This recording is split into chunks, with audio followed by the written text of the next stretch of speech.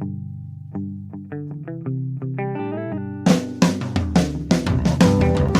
only real God is the one that you believe in. Start looking for the God in others. And if you find you're tuning into a wave, well then I don't know much about being saved. Hello, everybody. Hello, friends. Welcome into another episode of Spiritual Philosophy Chatter with the Joneses. I'm Danny Jones. And I am Samantha Jones. And this is episode 176. 176. What's the title today? This is The Illusion of Reality. Yes. Yeah. Mind bending. Yes, I'm here hoping. we go. Yes, we're going to do some philosophy chatting for you, hopefully, today. Show you a little bit about how we got started with the podcasting, because this is where we get deep. Yeah, and it's a great topic. It's a great topic. I'm excited. Cool. Yeah. Well, before we talk about it, anything you want to talk about from last week? Yes, last week we did Live Your Best Life, which was the last episode in that series. Now we're moving on to the spirituality type stuff. Mm-hmm. And I want to thank everybody for their messages. I got quite a few messages about the radio show that I was on.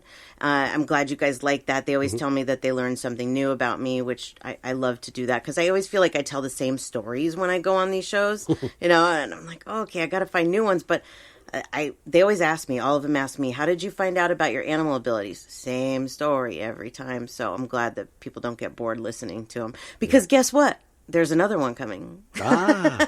On Monday, this coming Monday, I'm going to be on a radio show called Family Spirit International. And I was on this show once before. It is live.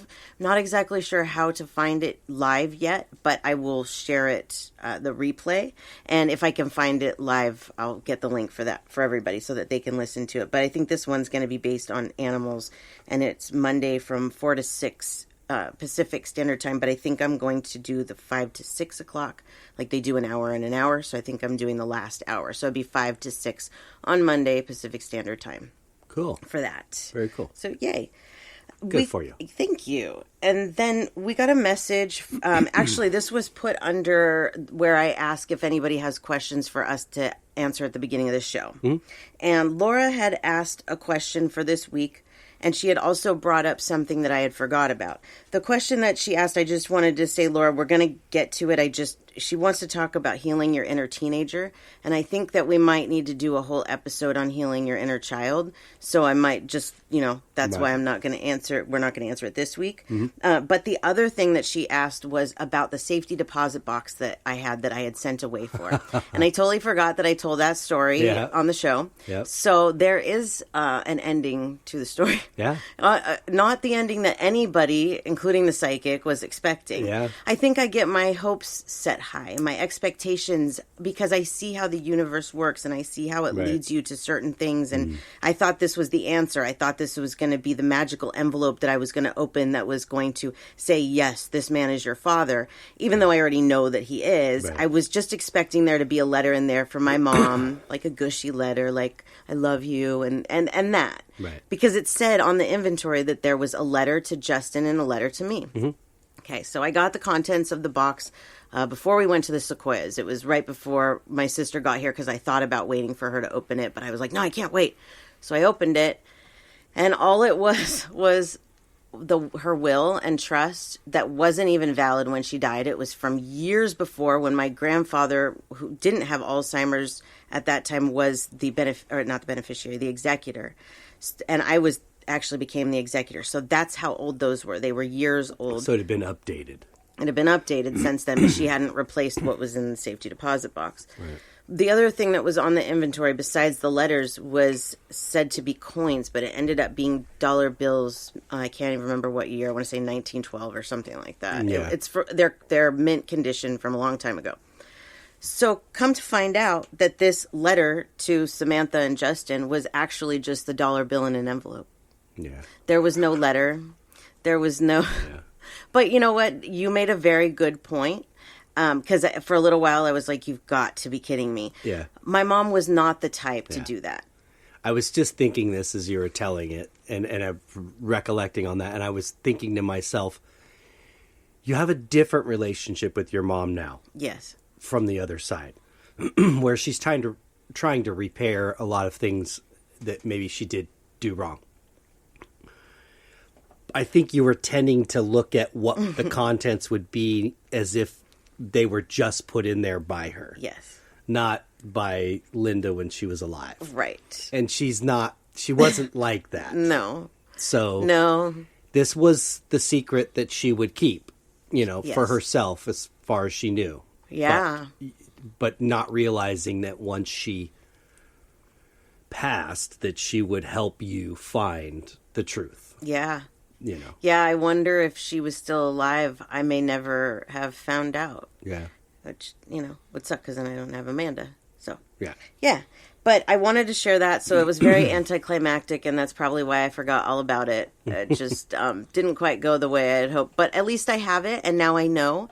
And it doesn't have to stay in my head of what is in there, what if, Right. I have it. So, Yeah. So that's that update.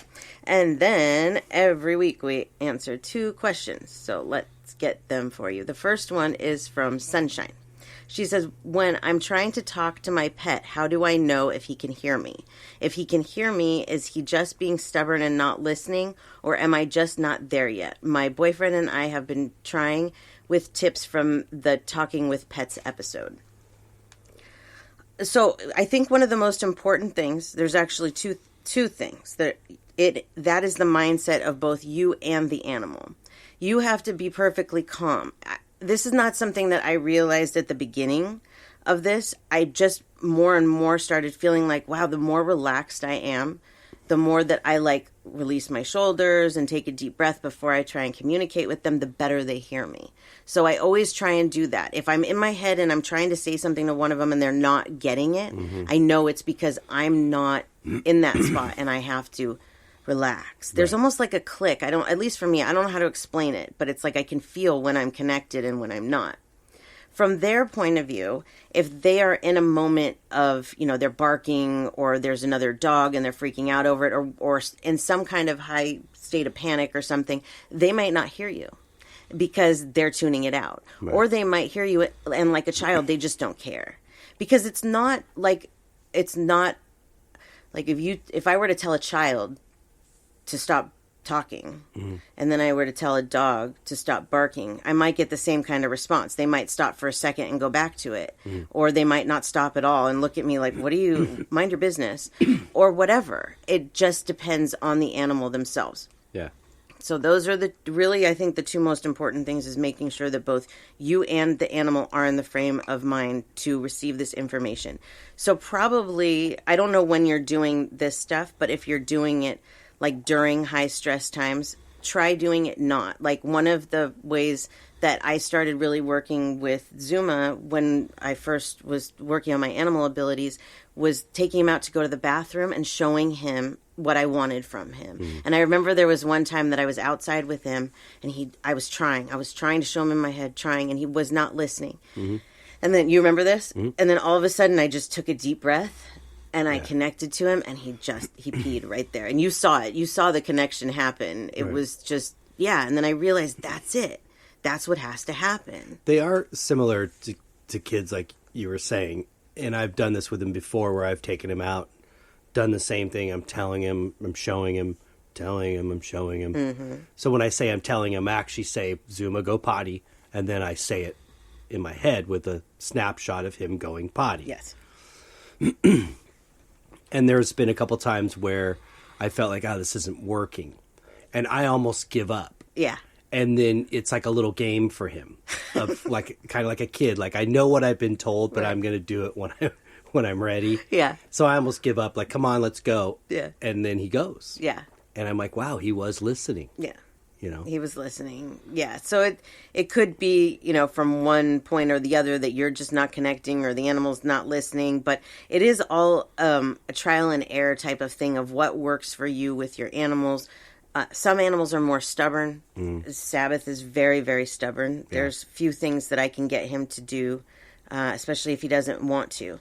One of the things that's cool is that with Sabbath, especially now, if I think about him, I wonder where he is, most of the time he'll just show up. Right. So I think it really just takes building that communication with them. It takes time. It takes patience. Yeah. There's a lot to it. And I really hope that one day I can maybe put a course together and help people to learn how to communicate better with their animals, because I've been able to talk to animals my whole life, but I'm really just starting to understand how it works myself and what to look for and what is my voice and their voice and all of that. So it really takes a lot of time and patience and, but it's so rewarding once you get it. Once you get it and you see how it works and you're like, okay, I get it now.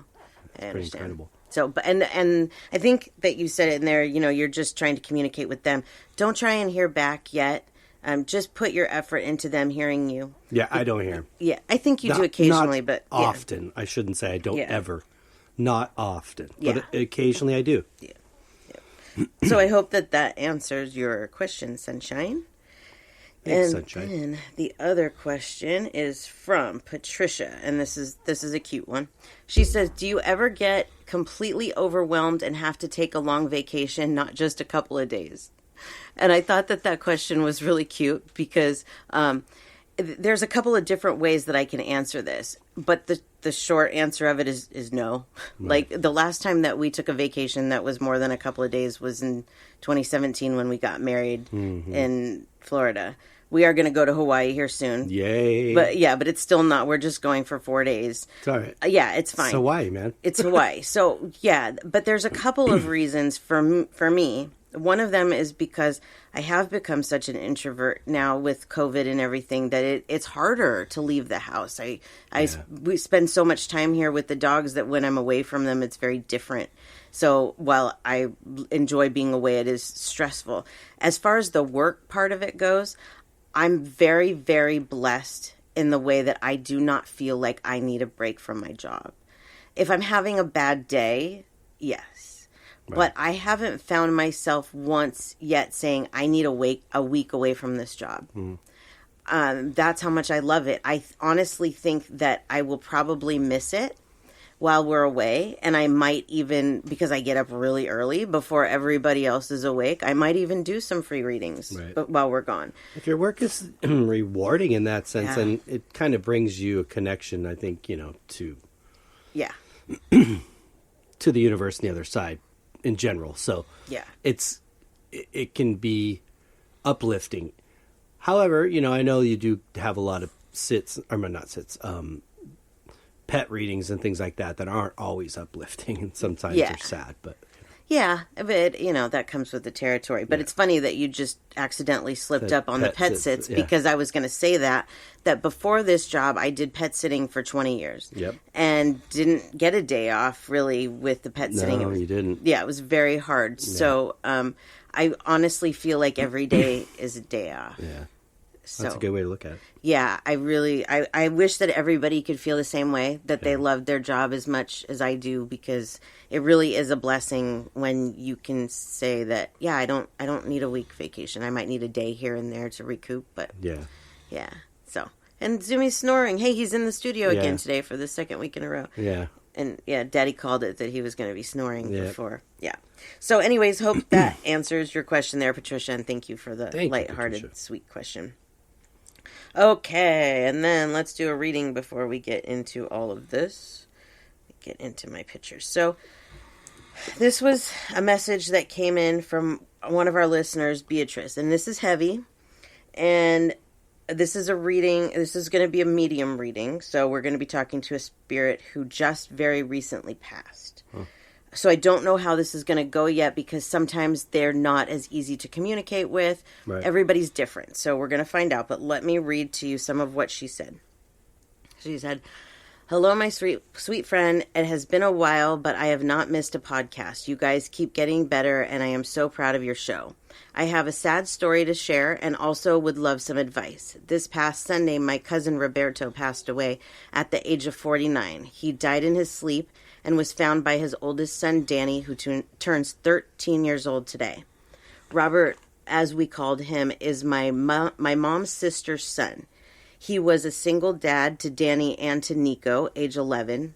Their mom abandoned them when they were babies. These two are now left to be raised by my aunt, and she's 80 years old. Wow. As you can imagine, I pray to God and our angels to give her the health, strength, and years of life to accomplish this mission the universe has presented to her.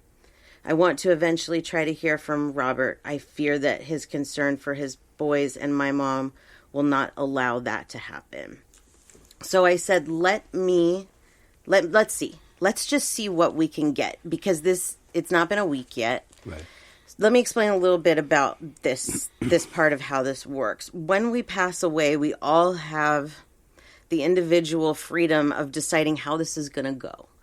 Are we just going to accept our death and go straight to the other side and be ready for anything? Mm. Or are we going to lag in the astral plane? Are we going to be upset that we died? A lot of times that happens with like sudden deaths, like car accidents or suicides, that they might stay in the astral plane for a while.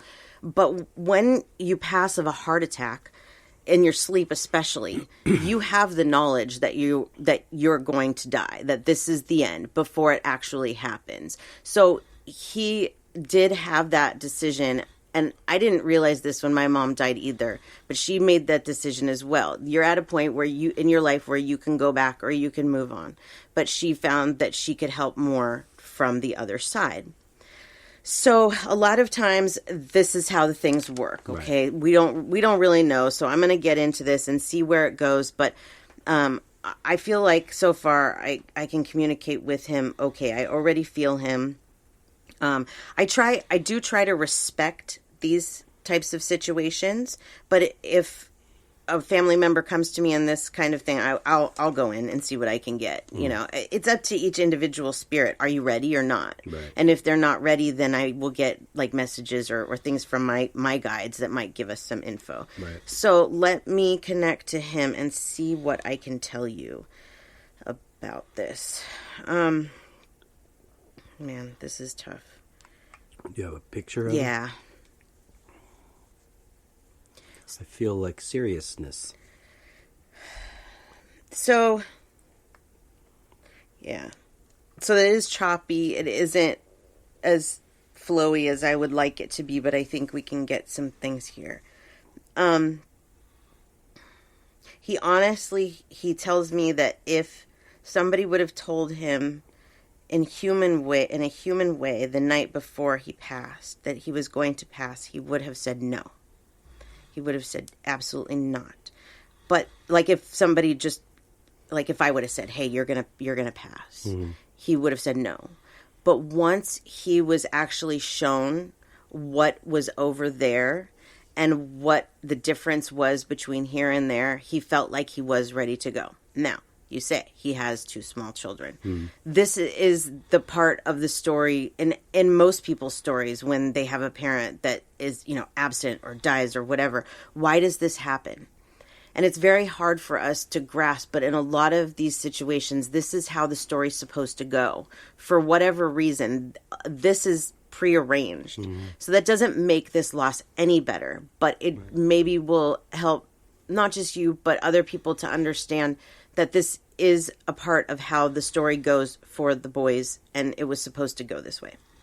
I don't feel like he wasn't, like some people are just not moving along in their lives, and I don't feel like that was necessarily the case for him, but I do feel like there was some health issues that he was just not dealing with. He was just trying to pretend like they weren't there, covering them up. This feels to me like he had underlying diabetes. Maybe he didn't. Yeah, that's what I was thinking. Maybe he didn't know about it yet, but I have a feeling that he did, and he was somewhat ignoring it or just not giving himself the kind of care that he required, which was a part of the problem. He was told many times to control it with his diet, and he just couldn't do it. His excuse, I feel like, is, how am I supposed to be on this healthy diet and raise 2 kids that want to eat junk and stuff all the time? And it is hard. It's very hard. But, that was one of the reasons that he is where he is. He's already helping his boys and mother. There's another solution to this that's going to come along. I'm not exactly sure what it is, but there is somebody that is going to, in the family, take some of this responsibility away from the 80-year-old grandmother. Not exactly sure who it is, but it is within the family. It's not the mother. It's not the biological mother. Somebody that's going to step in and help raise these boys, because they're going to see that I think that once they get used to this situation, they're going to start to take advantage of the situation, of what they can get over on an 80-year-old woman, and somebody within the family is going to step in and help here. Mm-hmm. So that's going to help the boys to have a better outcome into adulthood, but also to help the grandmother, because she shouldn't have to deal with this at 80 years old. Yeah. That's a lot for an 80-year-old woman. So Roberto is working on this. It's just going to take a little while. There's things that need to happen, but he is working on it. The boys will be taken care of. He's guiding them from the other side. He can help them more from the other side. I feel like there was one in particular that is going down the wrong path, and this will help it. Mm. If Dad would have stayed, it would have been worse. So this is going to help that. He's sending a message to everyone in the family to not feel sorry for him. Put your focus into the boys. Don't feel sorry for me. I'm happy here. I'm fine. I'm working for you guys. I think what he's trying to say is that grief counteracts the work he's trying to do. Yeah. But there is a time that's needed for grief. So take that. But then it has to be, all this stuff has to be dealt with. Let's see. What else? And he just wants you all to know that he loves you very much, and he's very happy, and to be happy here, and not to worry about him. So, that's cool. Yeah. So there you go, Beatrice. I hope that helps. And once he's been there longer, let's try again, talk to him some more. But that was pretty clear. It was a lot clearer than I was expecting to get, because sometimes it's like you can't get full sentences. I was showing you this TikTok video where it was like things that mediums hear, and it's spirits' voices, and one of them says something about, "Where's my hamster?" or something like that. Yeah. And then just like one word answers. Things. Yeah. And it's like, okay. So a lot of times that's what happens when they've just passed, as like one word answers or sentences that don't make sense. So this was much clearer and easier. So, but it's been almost a week too. And Roberto. So, yes. Thank you so much for that. And again, so sorry for your loss and for everybody in your family. And then before we start, let's give our info. Yeah. So you can find me at SamanthaJonesPsychicMedium.com. You can find the podcast there. I'm back to doing my blog. I'm really trying to stay on top of that. It's hard. There's so many things that I'm trying to do, and I want to do it all, but I realize it all kind of goes together. So I've done a couple of blog posts now. So, you can find that all there as well. Cool. And then you? For my art, djonesartcollection.com for the web, and at djonesartcollection for Instagram, Facebook, and TikTok. Yay. All right, then. Episode 176, The Illusion of Reality. So, as I mentioned at the beginning, I'm very much hoping that this episode is going to be a mind bender. Mm-hmm. But I want to see how our listeners react to this. I want to know what you guys think of this much mind bending, and if you like it, if you don't understand it, because I'm a little bit concerned that we might lose some people, that they might be like, whoa, what are you guys talking about? Right. But in those areas where you guys might feel that way, what are you guys talking about? Those might be things we need to talk about. Right. So I would love any feedback that you have after this episode. Mm-hmm. Good, bad, whatever. Yeah. Let us know.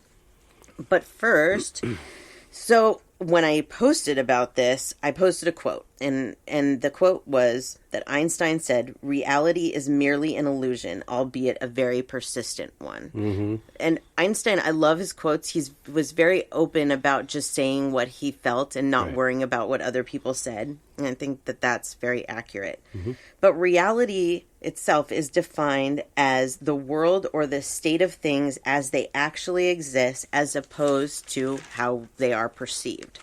Which is very interesting because, and we'll get into it later, but it kind of goes together. Mm-hmm. When you look at all the things that, atoms and cells and molecules, We can't see any of those No. things. But everything's made up of that. Right, exactly. Yeah. So reality is all of your experiences and knowledge of the world that helps you to determine how things appear to you, the state of the world as it really is.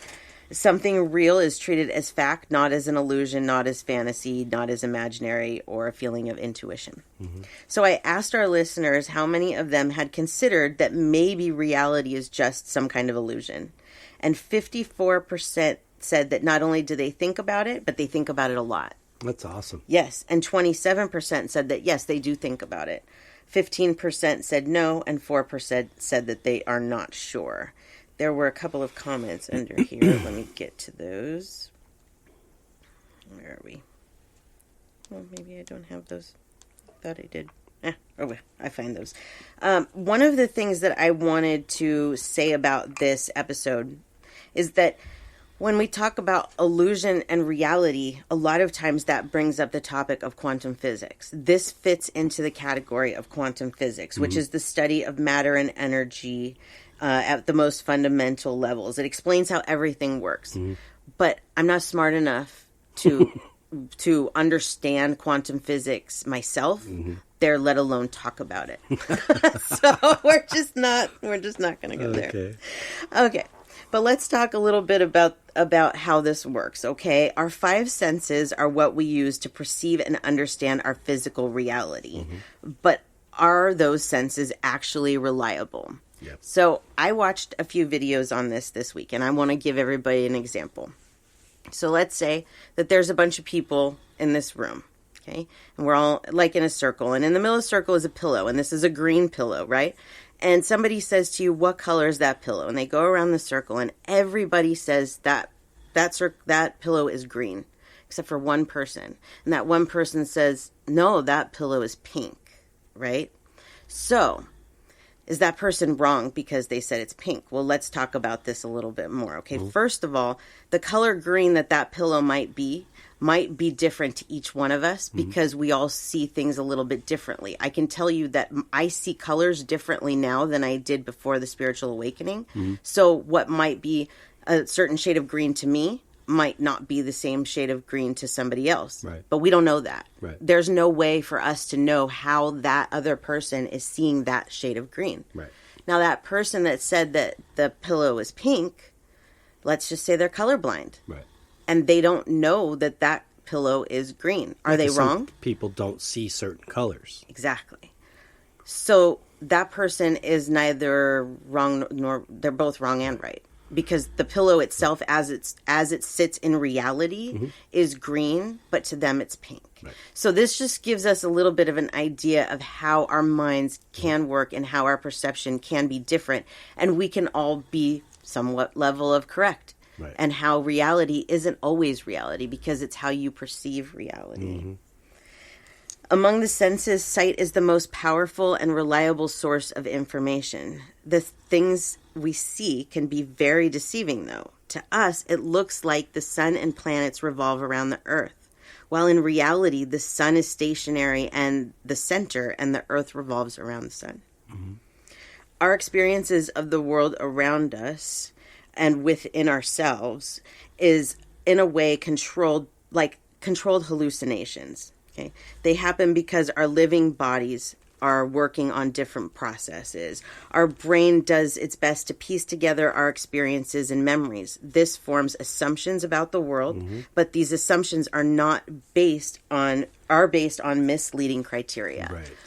And you and I talk about this sometimes, about how we have different perceptions of people because of our damage. And it is very true. But it's all still reality. It's a perception-based reality. It's a perception-based reality, yes. So let's mind bend a little bit. Some of you may know who Dolores Cannon is. We talk about her often, and she is very popular within the metaphysical community. I don't know, you want to tell a little bit about Dolores? Sure. She was married to a naval officer. I could tell you because how many years ago it was, but we'll say the 30s or 40s or something. And he worked as a hypnotherapist And she kind of just helped him during some of his sessions, and then through osmosis was kind of learning about this process. He got in a terrible accident and then was retired and stuff, but she kept going. He didn't want to do it anymore after his accident. She kept going, but she built off what he did because she was taking it to other realms that he hadn't really done this before. Right. So she worked with many, many clients throughout her career, 40, 50 something plus years of hip regression, past life regression therapy through hypnosis. And she's written many books about the sessions she had and the messages that she received through these clients of hers during these sessions. Some of them were past life information. Some of it was information from the spirit side. But it's just incredible. And the woman herself, Dolores, really has no gift. Yeah. And she always boasts about this. This is what I loved about her. Is she looks like this sweet grandma. Some people might take her as smug because she kind of laughs at some of the things she says. Yeah. But because she still is mind blown by it. But she knows that she's been told now through client session after session, this is your job. This is your path in this life, is to bring all this information forward that's been hidden for centuries because of abuse of power. Right. You know? So, but she's just lovable, and she just calls herself a reporter. Yeah. Because she's reporting the information back, but she does do some books that would fall in line with this topic. There's a series of them called Convoluted Universe. I think there's 5 books of them. I'm on 4. And it is incredible. Yeah. But it makes so much sense to me. It clicked the minute I stumbled on her. Yes. And I stumbled on her by something Samantha had shared with me, and it was like the next video that came up. And I watched her, and then I shared it with Samantha. I said, you got to listen to this lady.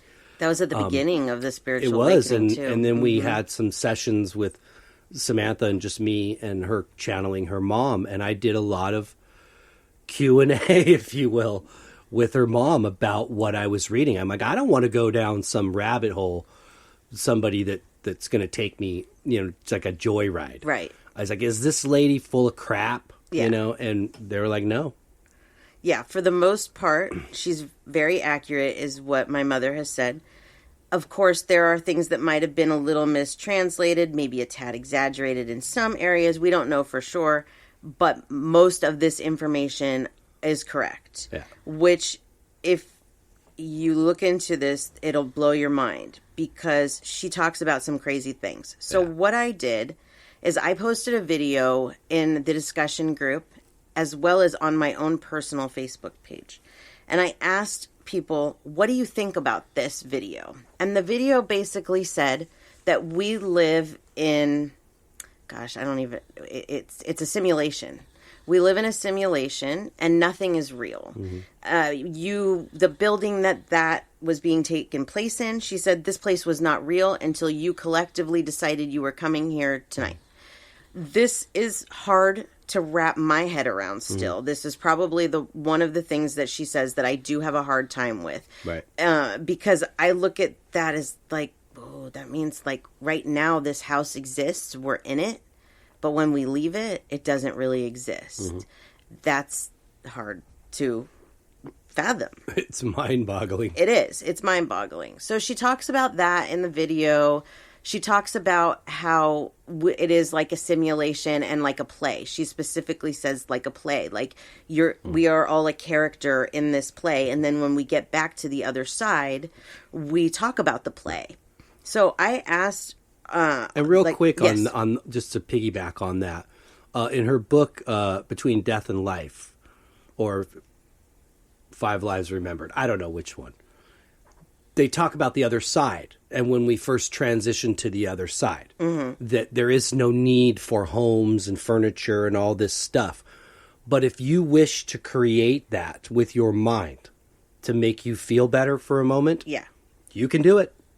Yes. So if you can do it there, why wouldn't you be able to do it here? Right. Exactly.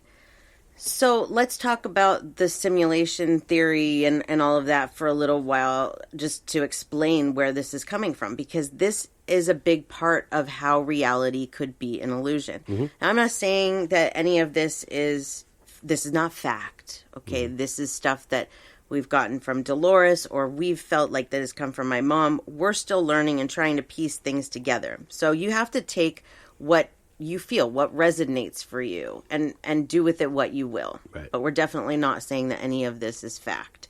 No, it hasn't been proven by science. No. I think that you see more now where science is starting to consider, like, what actually is going on. Yes. I know Elon Musk said it, and then there was the other guy. God, he's on one of those shows, the science shows. I can't remember what his name is, but that it's like 1 in a billion chance that this is base reality. Yeah. Which brings in multiple universes, and we won't get in that deep today.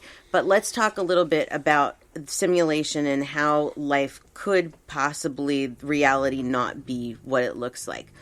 This is something that I would never in a million years have thought as a possibility until I started learning more and more about the universe and realizing that we need to believe that anything is possible, because anything is possible. Yes. This is an absolutely amazing universe, and we can do anything, and it's amazing. So the simulation theory just says that this is a simulation. Everything that's put in front of us is somewhat simulated for whatever reason. So I always go to Super Mario Brothers, like a video game. For me, I see myself as the main character of this video game. And you can also kind of look at Legend of Zelda. These are old 80s games because I'm old. Right. Like in Legend of Zelda, you had to find certain things before you could go to other places. You had to find a key before you could unlock a door. Well, to me, life is very much like that. You have to do one thing before something else can happen. If you do something the right way, then you're given a reward. You come to, the end stage of something and you move on to another. But in just like in life and in video games, if you get to the end of, like, let's say a stage, like, you go through a world in Super Mario Brothers and you get to the end of the stage, you have to do certain things to pass that. You can't just, walk through it and all of these things not deal with them the right way. You have to deal with them the right way to keep on going. So every time that we learn, we move on to another level, and we move up and up and up in this so-called simulation and game. Let's see, what else can I tell you about it? I think that this is highly possible, and I'll tell you why. Because the more that I look at my own life and I see how the weirdest things happen for me, I wonder, how is it possible that this is happening to everybody else as well? Right. Now, we were talking about earlier, is this a collective simulation? Or is it an individual simulation? Right. So if it was an individual simulation, that would mean that right now, this is my reality. Right. This is my simulation, and everybody else in it is background people or players in my play and in my video game. But if you were looking at it as a collective, we're all going through our own simulation at the same time. Yes. I tend to believe it's collective for a couple reasons. Well, first being that I do go with a scientific point of view about the beginning and the Big Bang Theory, that the creator and everything was all compressed into the smallest thing you could think of, and just pressure, I guess the biggest question for me even goes, well, what was before that? Right. What was it? White? Was it black? What was it? Right. Anyways, fast forward back to the Big Bang, and everything is projected out, which is, we're still in that mode of inertia moving outward, right? The creator expands, not just consciously, but with matter and with parts of itself, which is us. The minute is when we're disconnected from it, we forget that Right. we are a part of it. So we were birthed into this world immediately looking for our own identity and individuality. Right. So we're all doing this. Yet, places like the Great Pyramids, Disneyland, Stonehenge, they exist on this planet, this world. For all of us. That part makes me believe that it's a collective thing. We've all created these things for us to remember. Right. To try to remember. That's the hardest part, is the remembering. But essentially, the creator itself is so large, can't just step into itself to have an experience. It has to fragment, go out, and then that becomes us, the recorder and the messenger. We bring it back. Right. Once we die. But everything in our solar system, in our galaxy, is a recorder. It's all recording, including us. Right. It's all recording events and experience to report back for further knowledge. Because I believe once we're done spreading out, the process is reversed. And it all comes back again to one little point. And then it starts all over again and blows back out. But I tend to think of more of that. Right. The collective. The collective. So here's the thing about that, is that Stonehenge, Disneyland, all of that, in Dolores's opinion, doesn't exist. It's not a physical place. Right. It's only there created by you when you go there. Well, even according to Dolores, the planet itself Yes. does not exist. Right. This is a collective thing Right. that we've created Right. as an experience, as a piece of the creator or the source. So that's just a few different ways of looking at it. Yeah. But Is even it- that is like Yeah. chasing your tail a little bit. It absolutely is, because it's like, I don't know. I don't know which way it is. To me, a lot of times it does feel like it's a personal, individual simulation, because I think of things that affect me that are so perfect. And I wonder, like, how does that affect everybody else? Because, like, COVID, for example, is one thing that I use. Okay, in a personal simulation, Right. COVID would have been used for me to be forced out of my pet sitting career into this one. And probably other things too, but that's the biggest one. In a collective simulation, it would have been to force a lot of people to make changes in their lives. Not just me, but a lot of people to do that same thing. And globally, because it's changed our outlook on so many different things and the way we do things. Right. So I honestly have no idea which one it is, but I really feel strongly that we do live in some kind of simulation. Yeah. I feel like when we go to sleep at night, we've talked about how we go somewhere else. We, who knows where, the other side, talk to our loved ones, whatever. But I look at this as when we shut down the video game for the night. Right. We recharge the system or whatever it is that we have to do. And then in the morning, we turn it back on again and we go right back to it. And we do this every day, trying to get to whatever the end is, to our goals, to reach our goals. And in order to pass each level, you have to do certain things and pass certain goals and learn certain lessons. Yeah. And it just all does absolutely seem to go together for me. Yeah, I totally agree with that. I think they explain this also in Dolores's books. I've heard it a couple times, I think, in a couple different books, that essentially when we're here and we're living in a day and we go to sleep and we dream, we go to the other side. And then when we are here awake, we are dreaming on the other side. Mm-hmm. So this helps me understand a little bit better about the concept of this being a perception-based or, reality. It's an illusion that we're merely dreaming there. Right. And when we dream, we step into this daily thing. Yep. Why is it not like our dreams as humans? Well, that's for us to find out later. Yeah. You know, this is a lesson world. You know, I kind of even said this to you too. It's like we can say planet, Earth, and world. To you or me or anybody for that matter, that could mean the same thing. Yeah. But it really doesn't. Right. The planet is what it is. Earth is what it's named. World is what it really is. Right. And every world is different. Right. Every universe is different.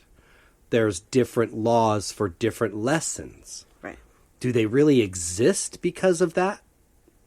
I don't know. I don't know. I mean, how do we explain things like, if this isn't an illusion or a perception-based reality, how do we explain things, biblical stories like Jesus breaking a loaf of bread and being able to feed thousands of people Right. with one loaf of bread turned into Right. this many? Right.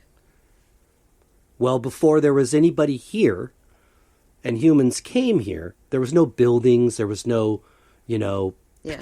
paper clips and tires for your cars. These were thoughts. Yeah. These were thoughts pulled out of thin air Yeah. of like, there's a need for this. And when there's a need for it, the human psyche can then tap in Right. to this information that's floating out there for any one of us to grab. They make a good point in one of her books about noticing how certain inventions in the world come about by more than one person and often on different sides of the world or the globe for that matter. But they come about around the same time because there's a need for it. And when there's a need, you'll search for that. But everything is a thought, right? Which is like an atom or a molecule or a Exactly. cell that you can't see. Right. But you turn it into something that you could see. Right. Yep. And that's just coming from a 3D world of like, let's build it and put it, you know, and put it together.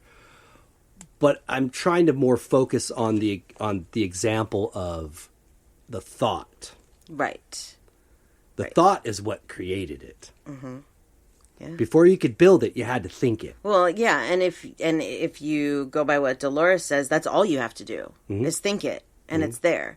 And that is in the metaphysical world. I think that that's very commonly looked at that way. That if you think it, you can create it. Right. And I really believe that in so many different areas of our lives. I was talking to you about this yesterday. I think that when you first lost your job, and actually, I think it was more around COVID that I was feeling this a lot, was that because we were spending a lot more time together because you weren't working and I was home and stuff. And I remember thinking, you know, I really want to enjoy this time. I want to take advantage of it, this time that we have to be together all the time, because we don't know where life's going and what's going to happen next and if we're going to be able to spend that much time together. And I was expecting, I think, for that to maybe go on for a year. And now I feel like I've turned it into a reality. And so I was thinking this the other day and I heard my mom say, you created it because that's what you wanted. Will it always be like that? Well, you guys have things that you need to do, so maybe not as much, but yeah, you've created what you wanted. And we can all do that. We can all really, if we believe and we enjoy something. And I think that why that hit me hard was it made me realize that we really do need to live in today. We need to enjoy today, because if we do that, then we're creating what we want. We'll be like, you know, I'm so happy that we get to spend this time together and blah, blah, blah. Right. And then you create it just from your thoughts. Pretty wild. It's true. It is. Yeah. I want to throw something else in here that's pretty wild, and that's simultaneous time, because it does go with this topic of reality as an illusion. Yeah. And this was something that I could not grasp for the longest time. And every time that you would say something to me about it, I would be like, I don't get it. And you would explain it so well, and I would feel like I'm getting it. I'm getting it. And then, yeah, could not for the life of me grasp this concept. But you said something, I can't remember what it was, a month ago or something like that, that finally it hit me and I understood simultaneous time. I was looking at it like you said when we talked about this earlier about it being linear. Yes. That there's a beginning point and an ending point. Yeah, you can only see it like a tape measure. Right. And I was thinking in the way of, well, simultaneous time means that everything's happening at the same time. Everything in history is happening right now, and it just repeats itself. And yeah. So I'm thinking, how is that possible if it starts at one place and we haven't passed 2022 yet? Well, I was thinking like a human, because we can, there's also the future. Right. So really the way that I think you described this to me, but the way I've been looking at it is like, it's a circle. And I see people like, this is what I picture as like souls in heaven, looking at the circle going, where do I want to go this time? And being able to go anywhere you want to go at any time that you want to go there. You can. Yeah. So like I was trying to explain Your next life doesn't have to be in the future. No, not at all. And I didn't realize that. I didn't realize that. Think about it like this, like, because we're saying this, instead of looking at it, and this is to kind of explain a little bit, dumb it down maybe a little bit, because this helps for me. It does. Too. It's a heavy topic. In terms of linearly, so let's think of it like a tape measure. You have 20 inches on a tape measure, and you're looking at it from inch 1 to inch 20. But if you took a little piece of tape or a marker and covered up each one of those numbers and then wrapped that around a circle, now you just have inches. You don't know where 1 or 20 begins, but you have inches that go around. This is how I perceive the simultaneous time, is that it's in a 360 degree, not a linear path. That helped me so much. It's almost sort of just overlaps each other. Yeah. And just it makes going. sense. Just keeps going. It totally makes sense. Deja vu. Right. Could make sense for deja vu. So some of the other questions, I was talking to my sister and her husband about this today, and it was a great conversation. And some of the other questions that they came up with, and I had been thinking about too, is, okay, well, if simultaneous time is real, then does that mean that, like, she was saying that she would like to be born in the into oh my gosh, World War II. What's the word I'm looking for here? The Holocaust. Oh, to help survivors. So she could help people to survive. And I was trying to explain, well, it doesn't really work that way, because you wouldn't know what you would be there for. So that's different. But what we were trying to work out and talk about is, do you take over a body that's there? Like this body that's Samantha and that body that's Danny, is that what's used for the soul to come in? Or is it a new body every time? Or is it both? Goes the brain. My mind wants to go, like, if we're talking about simultaneous time, meaning that I exist in the past, present, and future, I'm only in the present. Yeah. This is me right here, because I know the now. But given this theory, that now opens up a huge amount of opportunities for, let's just say, infinite number of souls. This opens up a huge opportunity and cuts down a lot of lines in heaven for people to get busy at learning what it is they need to learn and help in whatever way they can help. So if you've got simultaneous time, and that gives opportunities for other souls to live that existence. That's just this world. Yeah.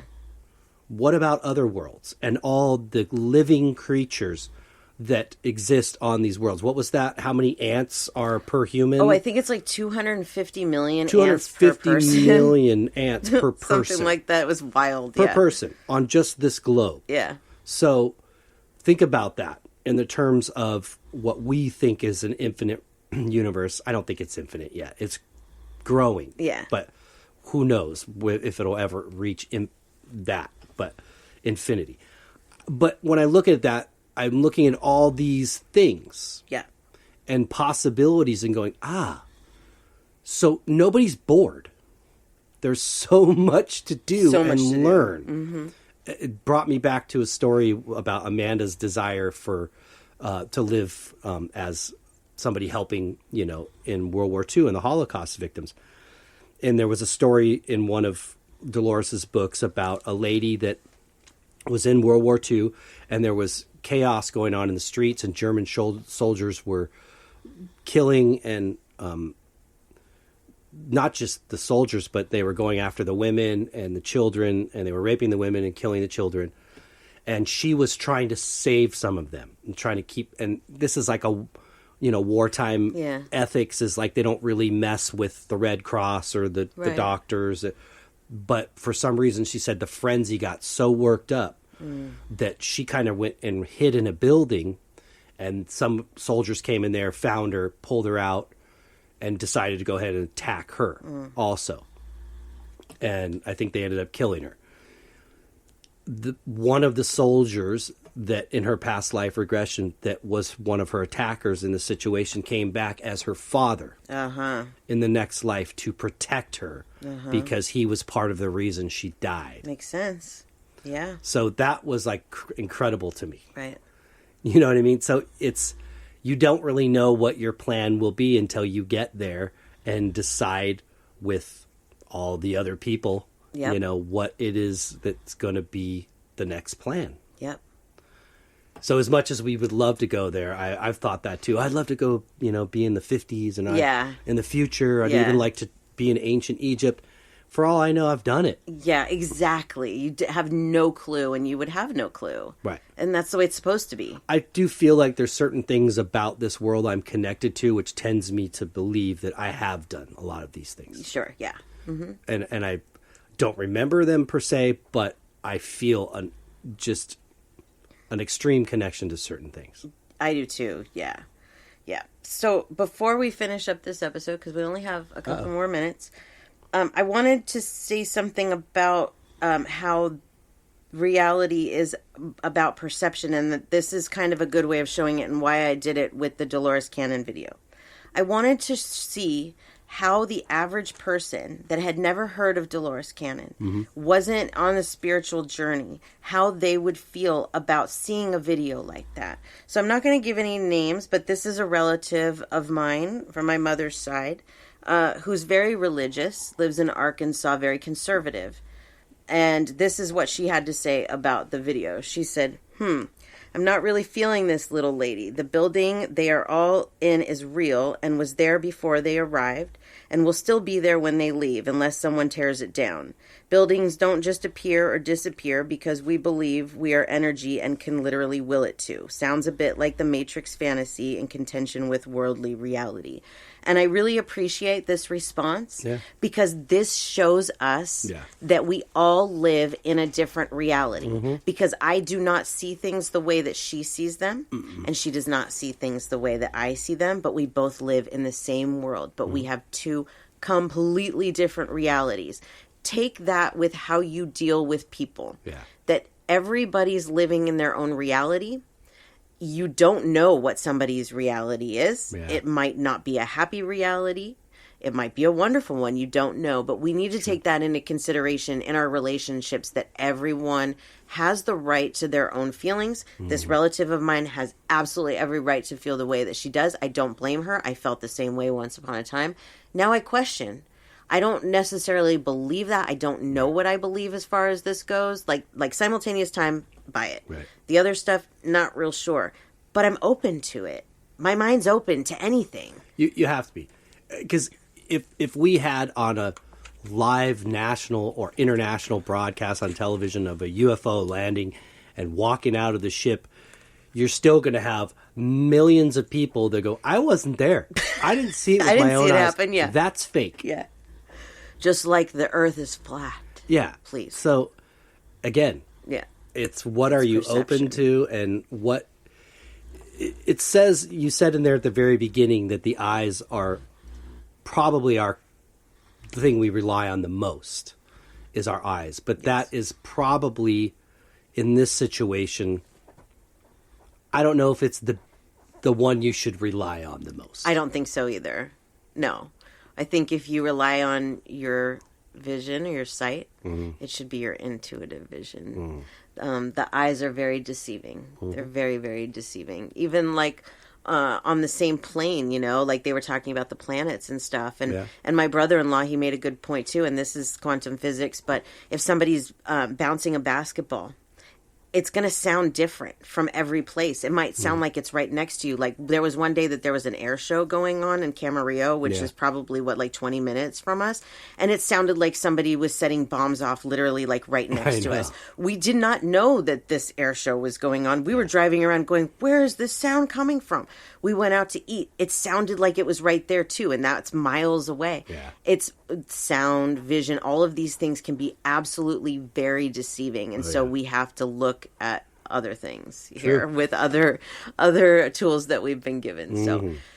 So there you have it. So go and unbend your mind. I can't wait to get some response. I want to hear what you guys think about episodes like that. Do you like it? Are you lost?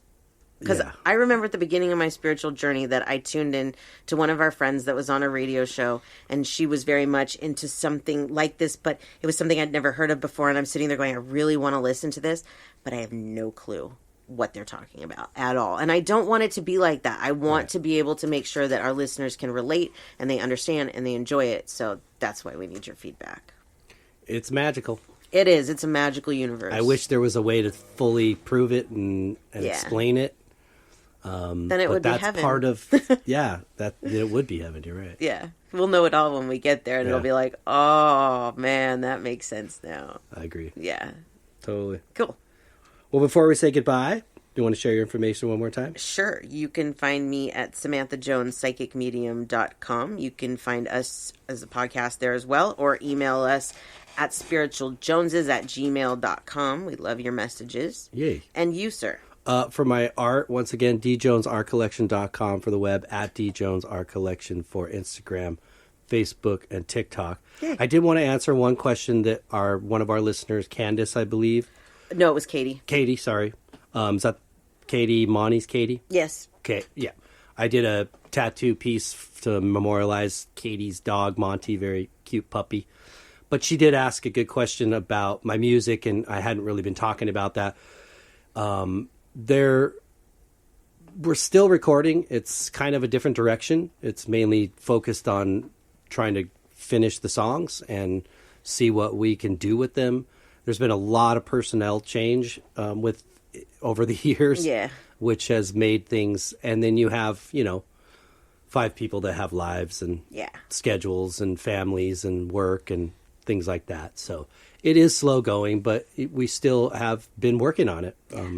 I actually just got a keyboard to do some piano stuff for one of them. But so anyways, I appreciate the question. But yeah, Gypsy Brown, in effect, is not really a band per se. If we release this, it will be on a different name. But pretty much Tom and I are the two guys left from it. Founding members. So, Yep. But that's what's happening. Good. And I hope for to share explaining some. It. Yeah. Yeah. Yay. But I hope to be able to share some soon. Yes. Because I know we have one song that's in the process of being mixed right now. So we'll see. Awesome. Can't wait. And that's all I got. Awesome. Well, we hope everybody got something out of this. That we do. If we did bend your mind, don't worry. We all get a little bent sometimes. It feels good, actually. I think it does. I think this is what they really want. What the universe really wants us is to think deeper like that. Chat. Don't just accept an answer that someone told you or you saw on the internet or read in a book. Because it's wild, Search for yourself, and that means sometimes that's an internal thing. It's an internal search of what is right for you. Yeah. So. Absolutely. Well, we hope everybody has a great week. That we do. And until next week, peace.